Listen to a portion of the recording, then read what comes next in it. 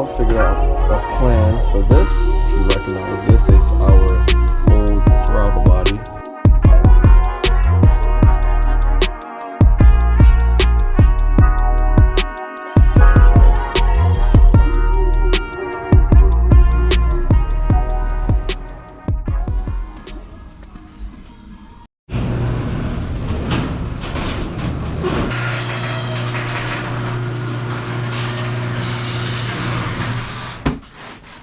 We have a special unboxing today. Alright guys, welcome back to the video where we make dreams happen. So this, you can see by the contents of the box, it's a pretty big box. It's filled with a bunch of Wilwood products. So if you remember last time, we are suffering from a small master cylinder. Literally the bore is a 5/8 and we need a 3/4 bore for our master cylinder. And all this parts is going to fix that today. So what we have in the box here, this is a Wilwood 3-pedal setup, floor mounted or not. I don't know if I'm going to floor mount it yet, but we'll figure that out. This is the brake bias knob, which you can like select if you want more front and back, and 2 master cylinders. So both these master cylinders are 3/4 bore, as long as the one I already have on the car already. So basically we'll have a bunch of 3/4 bore master cylinders. Hopefully we won't have to go any bigger than that, but this is, everything is basically calculated for. So of course we have to open up the biggest box first. This box has our 3-pedal box in here. Preferably this is a floor mounted pedal box, but don't know how I'll be doing this yet. So you see we have the brake and clutch pedal here on, actually wrapped up in the bag. They feel like they have grip tape on these. It's pretty nice. And then this is the gas pedal, simply because it has a spring on it. So that's basically this box. Let's open up the rest of them. Opening up these 2 smaller boxes here, you already know what a Wilwood master cylinder looks like. Just like that, 0.75, perfect size. And now let's open up this one. This one is our remote brake bias adjuster. Well, look at this. This thing is nice. So this basically adjusts the brake bias between the front and the rear on the car. And this makes it super simple, so you can put this on your dash and literally just twist the knob. Need more rear brake bias, need more front brake bias, just twist the knob. So that's cool. Let's go ahead and put everything together. I'm anxious to see it all together. Alright, so I'm just going to give it their old snap. Oh, that was horrible. Alright, look at this setup. See, I have it kind of ghetto-y on this box here. I even have wrenches to hold it from falling back. But this thing just looks amazing. So if you're wondering, yes, this is grip tape. It feels very weird, but I'm pretty sure on the feet it'll feel pretty nice. I used to skateboard way back in the day, so this wouldn't be anything too new to me. So I'm gonna have to wait for the install for tomorrow, because it looks like outside is taking a turn for the worst. So see you then.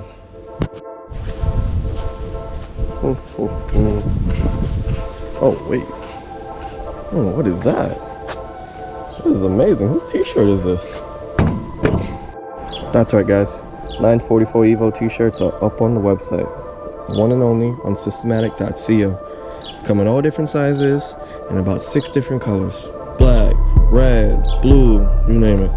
So every t-shirt purchase, funds go directly straight into this car. So enough playing around, let's get to the video.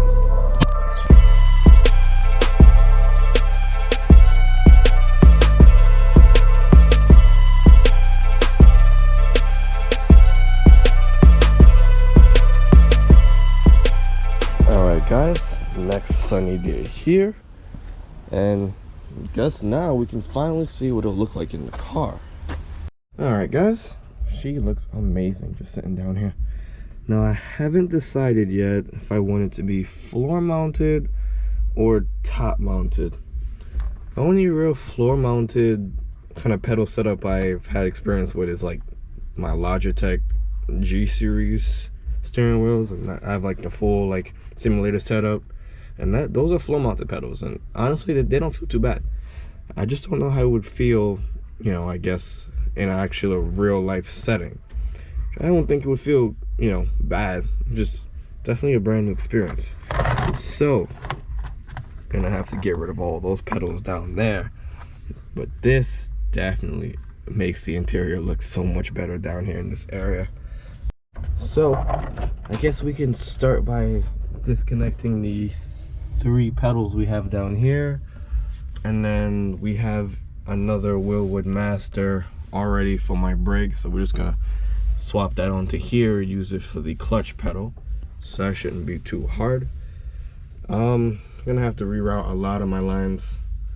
The brake line is gonna be more work, but the clutch line is gonna be pretty simple because literally the bell housing, it's like right here. So might use a couple bulkhead fittings and drill through there, but we haven't get there yet. So I guess we can start by just removing the 3 pedals. Okay guys, fast forward in time here, and we have removed all 3 pedals. Didn't even try to bother showing it on camera since it was super tight in here to get the camera anyway. So now we can go ahead and remove the masters from the engine bay, free up that area. I'm gonna have to figure out how to block those off, just probably make block off plates, but yeah, do all that, and then we can mark up our 3rd pedal box again.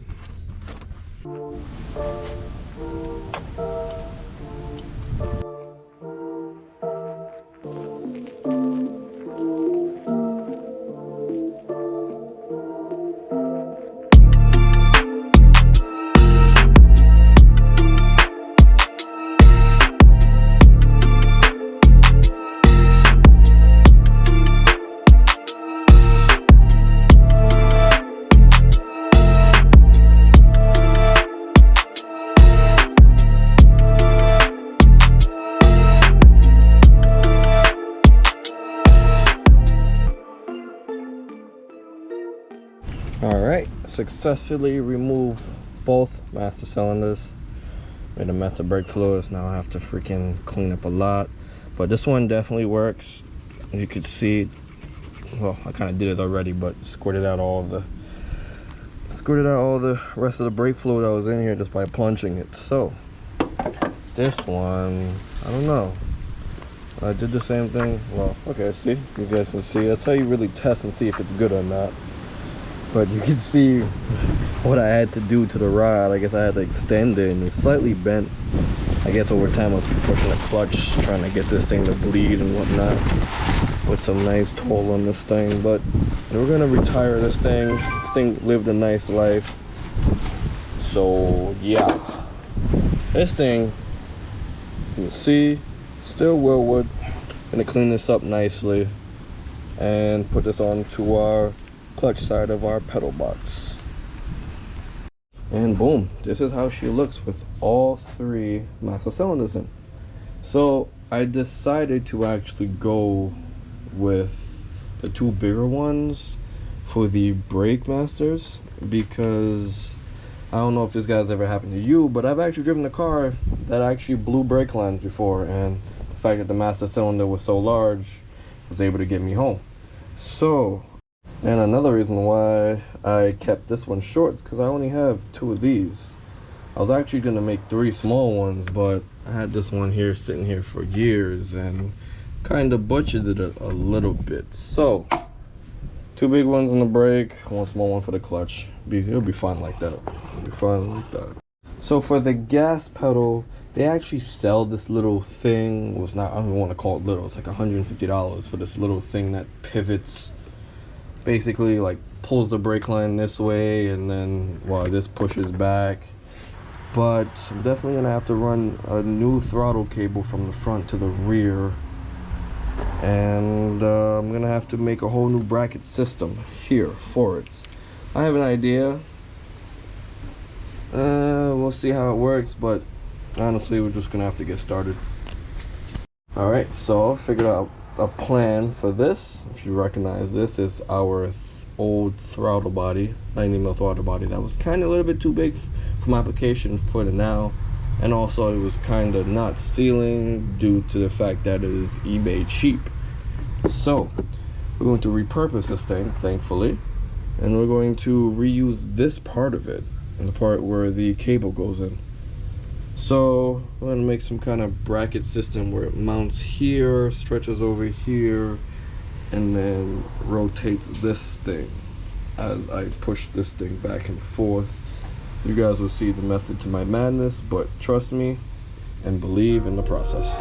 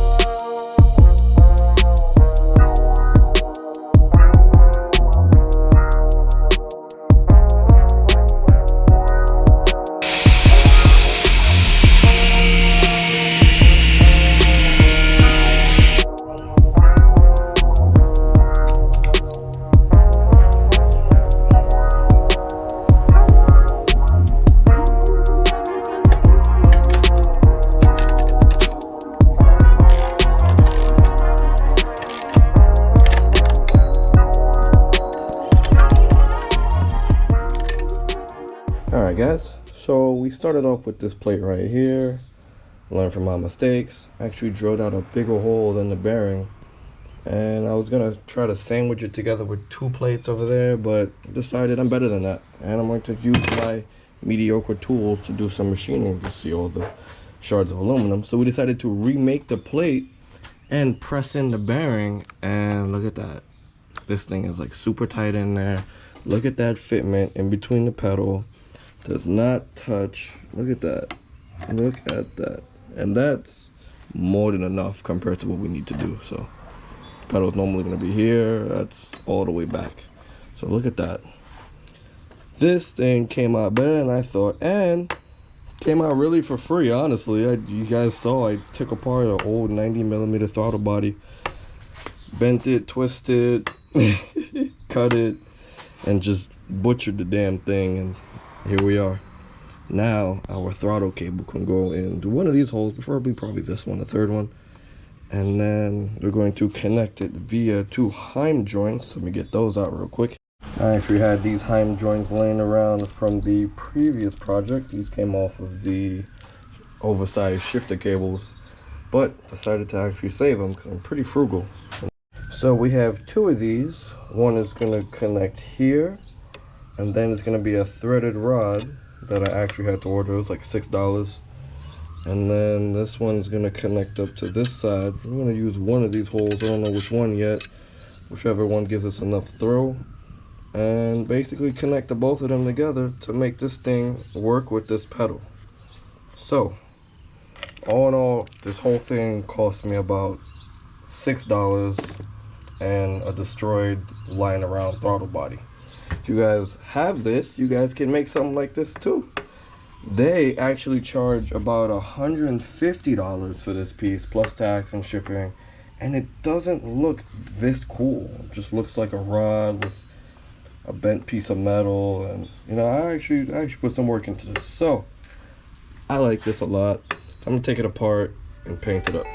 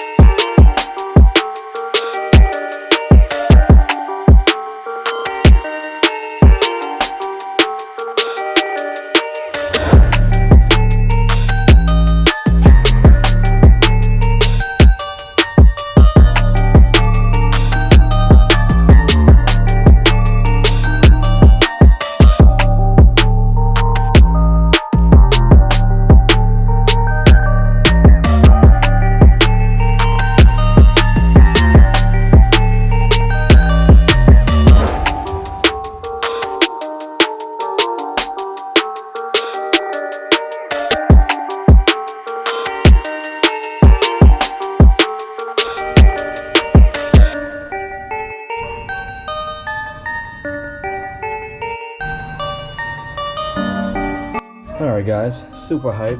Got a throttle cable holder thingy made. This thing just looks amazing. You can see how much it actually moves. Hopefully it's enough. I would hope so. If anything, we can extend this a little bit more and get it to go a little farther. But wow, actually looks amazing. And it's funny because that piece, they actually sell this piece and it's like $150. And basically I've only spent about $6 just for the threaded rod. It's the only thing I didn't have on hand. This thing came out way better looking than however this thing would, you know, if I would have bought the other thing. So, two things that I actually had to add. I didn't really bother recording, but I actually decided to make a double plate on both sides to actually hold the bearing in. Looks like my mediocre machine skills didn't really play out too well and the bearing was a little bit loose, so I just decided to double plate it. Secondly, I decided to add a stopper bolt right here. So basically the previous problem was this thing would actually, instead of like stopping here, sometimes it would fall lower than that, and then when you push the pedal it's going down under instead of over. So just added a little M6 bolt with a little rubber bushing right here, should help. And boom, no clicks, no rattles, no nothing. This thing came out super amazing. I love this thing. So I guess we can size this up in the car right now, I guess, right? All right, guys, into the car we are here. Actually, this thing fits nicely, but the way I have to mount it, it actually might end up getting mounted a little bit crooked, just like this. So it's actually angled at my feet a little bit more, which is fine. Honestly, it's floor mounted, so I can do something like this. The reason why we have to do it this way is because I'm a really tall dude, and literally that's how it's gonna look. So I actually like that. I actually like that a lot. Let's just move these out of the way. But dude, these things came out very, very, very nice. Just enough space on my throttle plate, everything. Damn, these pedals are really gonna look nice in this. It's really gonna complete the whole race car look we're going for. So can't wait to get these things mounted up. That will happen in the next video, since we kind of spent the whole video messing with this thing. All right, so don't forget to head on over to unsystematic.co, get all your systematic needs situated, like this really, really, really nice 944 Evo t-shirt. So don't forget to comment, rate, and subscribe. Never forget, never stop modifying.